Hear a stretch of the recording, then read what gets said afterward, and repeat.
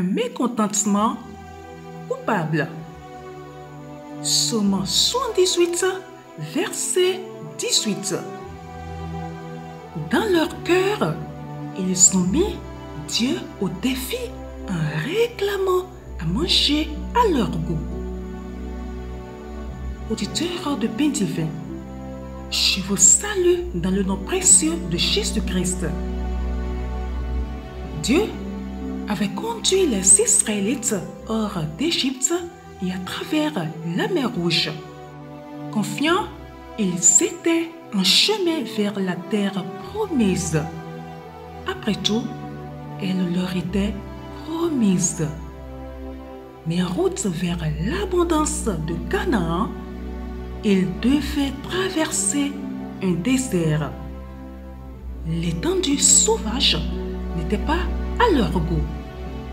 Oui, ils avaient bien vu Dieu faire des choses merveilleuses, mais à présent, ce désert leur paraissait beaucoup plus impressionnant que la bonté de Dieu.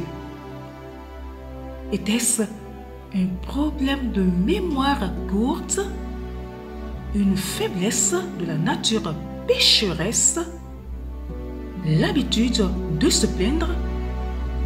Peut-être tout ceci à la fois. Quoi qu'il en soit, le peuple choisi s'est mis à murmurer contre celui qui les avait choisis. Le gouvernement de la loi divine venait juste d'être instauré, mais leur envie les gouvernait avec une poigne plus forte. Nous pouvons comprendre. Les êtres humains sont râleurs par nature. Nous savons que certaines choses ne tournent pas rond dans notre vie.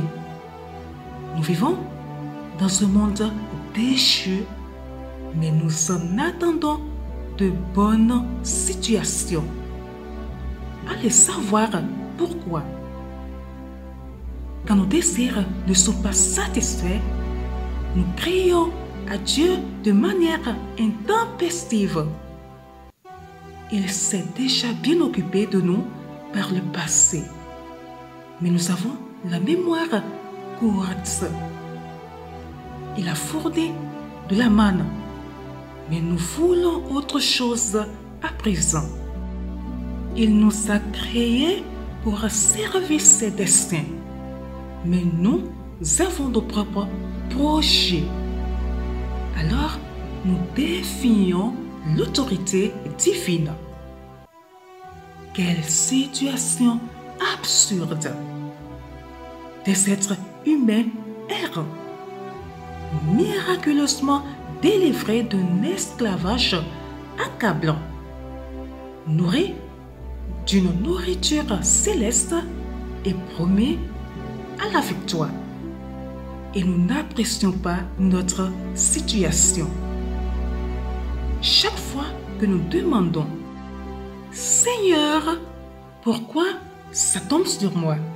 Chaque fois que nous exprimons notre frustration de voir nos projets pas tout à fait réussis, nous sous-estimons la bonté de Dieu.